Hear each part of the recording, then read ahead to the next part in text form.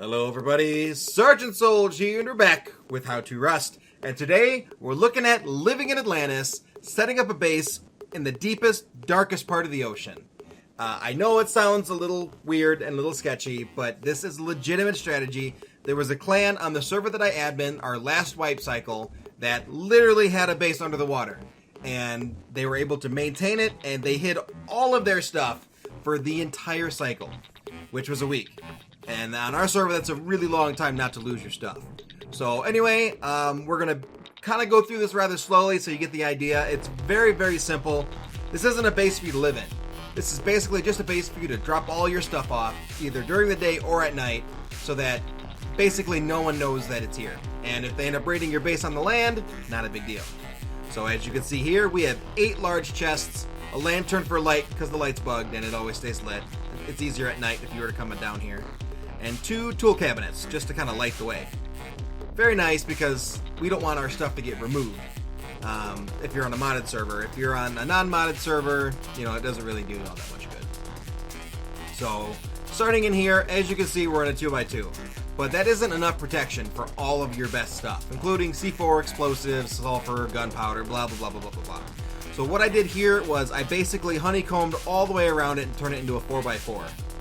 Over here we have a single airlock. If you want to do more, kind of have it go multiple doorways this way. Sorry, stuttering.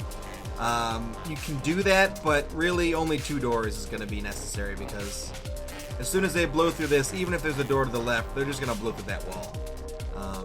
From here, I also went up a single floor and honeycombed that because they're going to come through the ceiling more than likely. They're going to come straight down.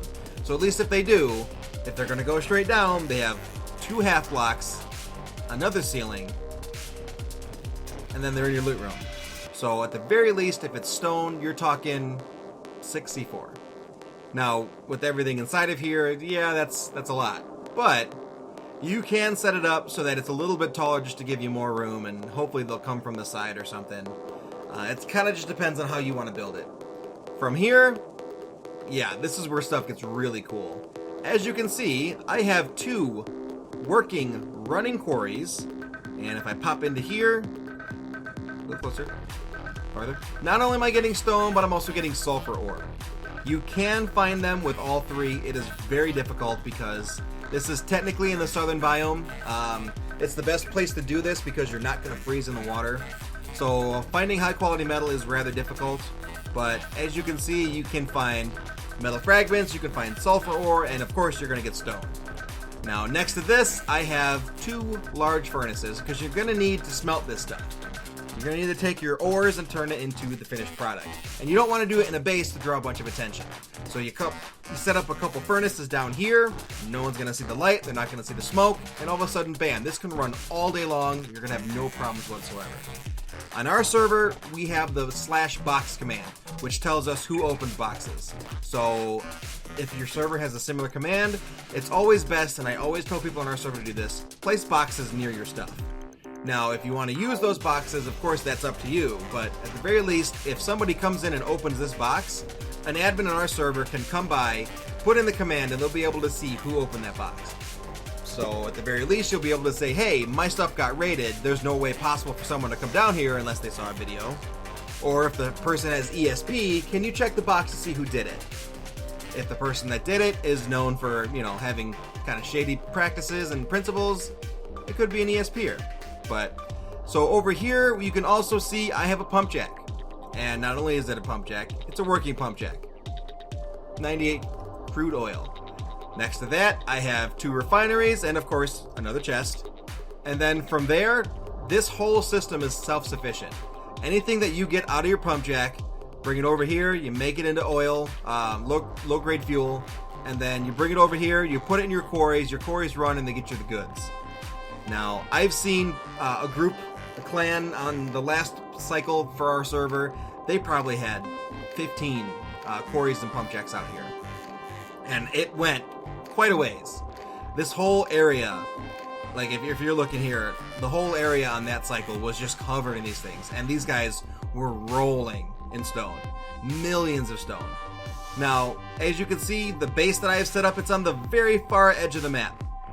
the furthest point you can get, which means it's also the deepest, and the likelihood of being found is very slim to none. So if you're going to build this base, I highly suggest you build it back here in this corner. That's about it for this build. You can add more stuff out here. One thing that I will say though that you cannot do, you can't place sleeping bags. Not at all. Cannot do it. However, I haven't tried this yet, so let's go ahead and give it a try. Oh, I have the chat turned off. Never mind. I don't know if you can set a home here or not.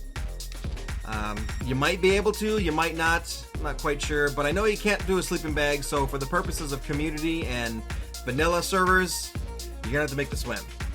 I mean, there's just really nowhere to put it. In this room, nowhere to put it. Outside on the ground, nowhere to put it. On the roof up here, it won't go down. It could be the fact that it's in water, I'm not 100% sure. But if I've already said it before, I will say it again. If you're going to do this, you're going to need a serious amount of bandages because, I mean, if you look, we're deep in the water. We're very, very deep in the water. So, anyway, that's going to be it for this episode of How to Rust. We're looking at Atlantis, our new build style that involves setting up your quarries and everything underwater so you can manufacture whatever you need in Solitude. We'll see you in the next How to Rust video. Bye-bye! Thank you for watching How to Rust, a series for new players to the game of Rust. If you have any ideas for future episodes that could be useful to new players, please feel free to leave a comment in the comments section of this video.